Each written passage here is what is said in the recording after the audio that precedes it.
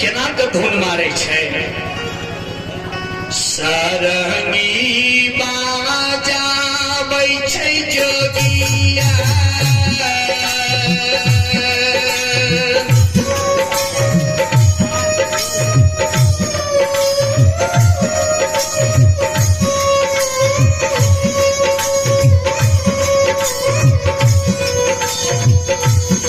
चंपापुरे सीमान पर जोगिया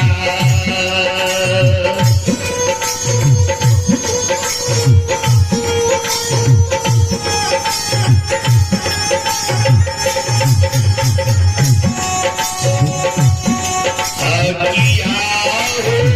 जोगिया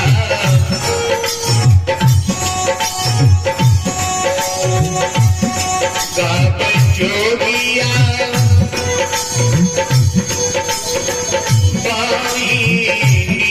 वीरो जनेरा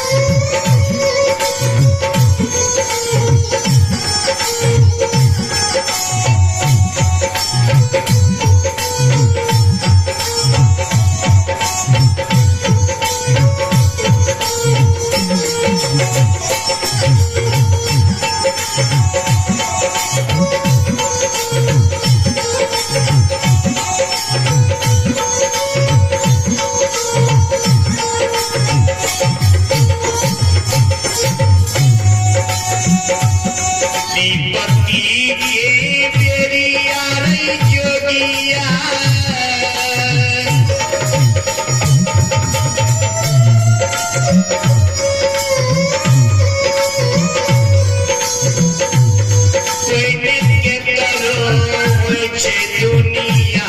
में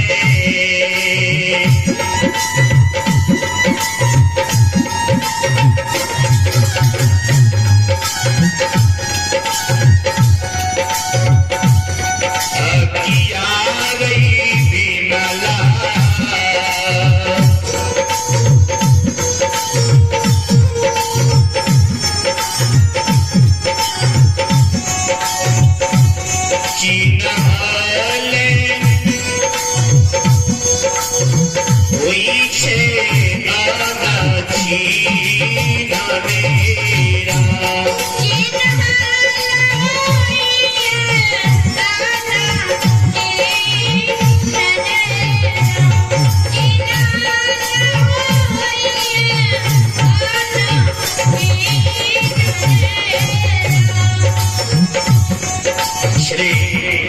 पुरस्कार को ये प्रभु के दरबार में रमेश कुमार है, उनके पिता श्री नारायण यादव है। स्थानीय निवासी बड़ी श्रद्धा के साथ प्रभु के दरबार में 51वें के पुरस्कार किए। श्रद्धालु को भगवान सदा सुखी रखे, महान दानी दाता की जय हो, दाता के समस्त परिवार की जय हो।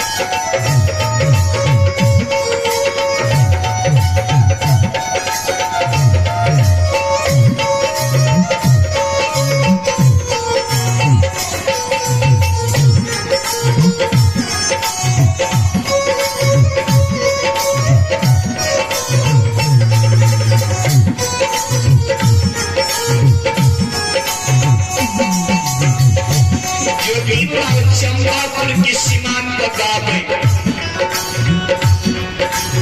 जे विपैत के बेर में रे भीमला सदरे मंचन के गुजर क्या लिया विधवा बहन की दुआर नहीं चाहिए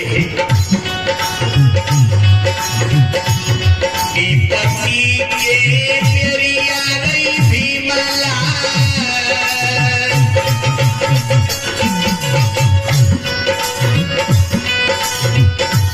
सगरे मांगी चाबी रही है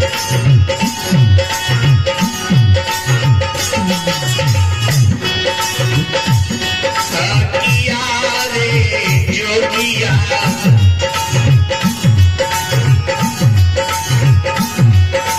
नहीं गई है पीरा वही तुम्हारा मेरा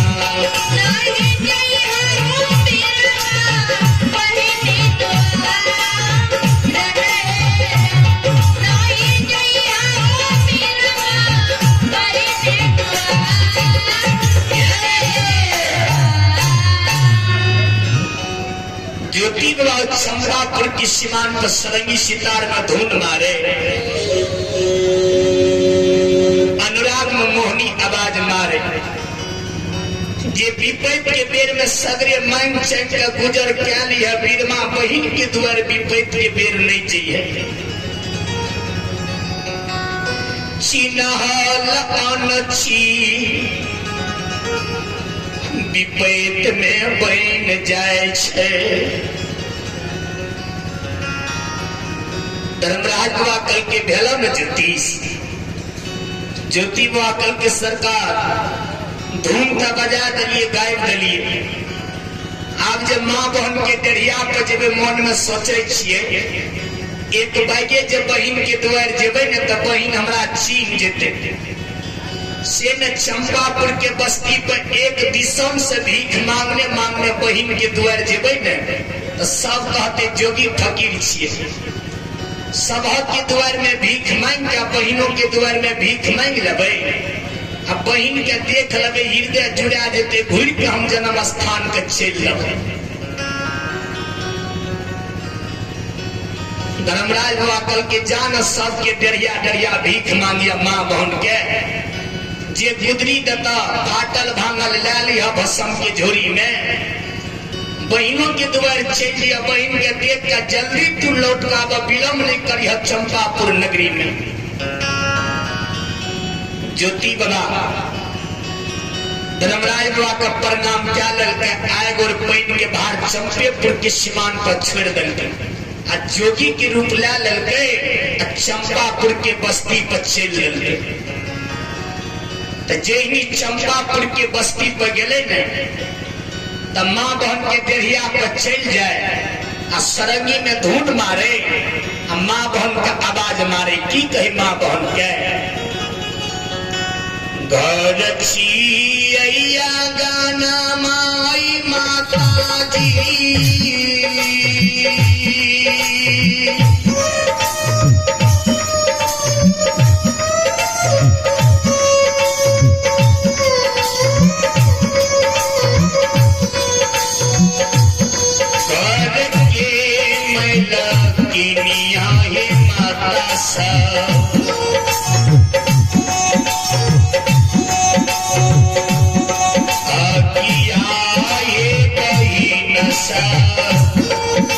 Thank you.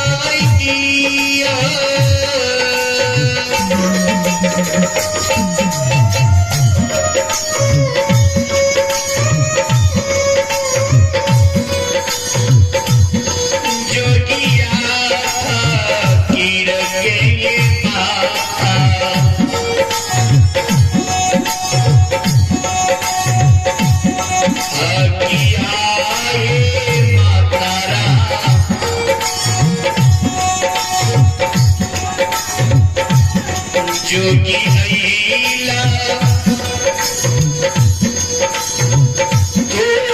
तोहरे दुआर रे राम।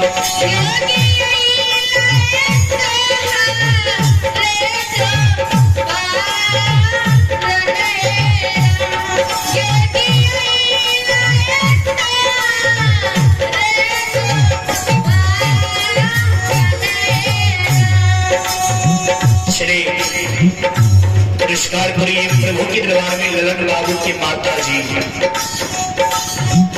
ये प्रभु के दरबार में ललन बाबू के माता जी आशीर्वाद और हमारे मंडली के लिए 11 रुपए के पुरस्कार किए। माता जी के चरण रुपी गंगा में कोटि कोटि नमन करता हूँ। महादानी दाताओं की जय हो, दाता के समस्त परिवार की जय हो।